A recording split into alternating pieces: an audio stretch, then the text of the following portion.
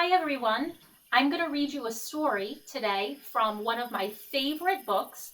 This is a big book. There's more than one story in it. Today we're going to read the first story. It's called The Adventures of Frog and Toad. That's the whole book. And the first story is called Spring.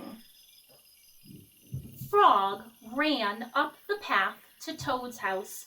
He knocked on the front door. There was no answer. "Toad, Toad," shouted Frog, "wake up! It's spring!"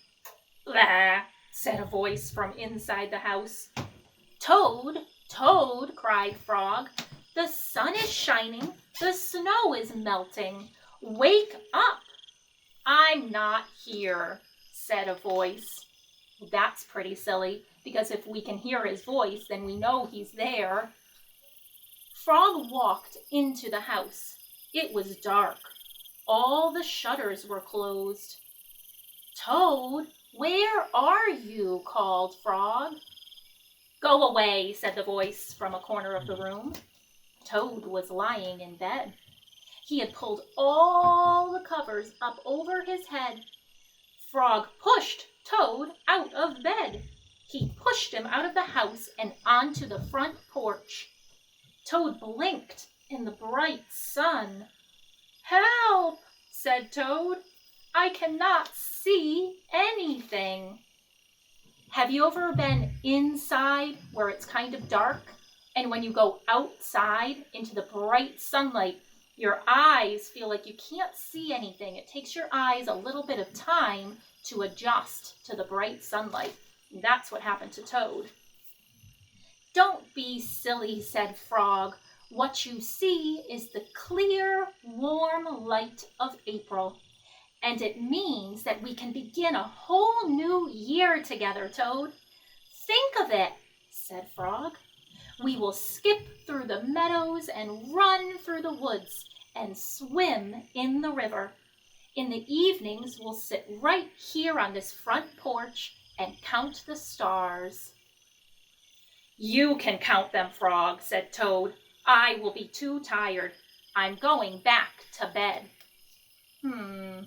I feel like Toad is a little grumpy. Frog has all these fun ideas of things that the two friends are going to do together, and Toad just wants to go back to bed. So Toad went back into the house. He got into bed and pulled up the covers over his head again. "But Toad," cried Frog, "you will miss all the fun." "Listen, Frog," said Toad, "how long have I been asleep?" "You've been asleep since November," said Frog. "Well then," said Toad, "a little more sleep will not hurt me. Come back again and wake me up about 1/2 May. Good night, Frog." Why do you think Toad has been asleep for so long? Does anybody have an idea about that? I think Toad has been asleep for so long because he's been hibernating. Frogs and toads hibernate. That means they sleep for a long, long time during the winter months when it's cold. "But Toad," said Frog, "I will be lonely until then." Toad did not answer. He had fallen asleep. Frog looked at Toad's calendar. The November page was still on top. Frog tore off the November page. He tore off the December page, and the January page, and the February page, and the March page. He came to the April page. Remember, that's the month that is supposed to be in this story. But Frog tore off the April page too. Then Frog walked back to Toad's bed. "Toad, Toad, wake up! It's May now." "What?" said Toad. "Can it be May so soon?" "Yes," said Frog. "Look at your calendar." Toad looked at the calendar. The May page was on top. Of course it was, remember? Because Frog ripped them off. So silly. Toad says, "Why, it is May," as he climbed out of bed.